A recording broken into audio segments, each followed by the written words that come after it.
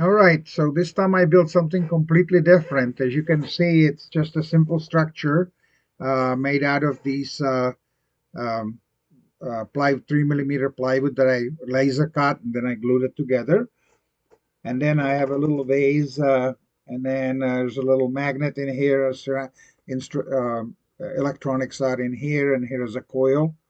And if I turn the switch on and I put this up here, and I can even spin it, oops, spin it a little too fast, still too fast. I'll just do it slower. There we go. At least it just wobbles and moves around like that. So I hope you like it. It took me a couple days because it was uh, pretty intensive work, but I mean, I shouldn't say intensive.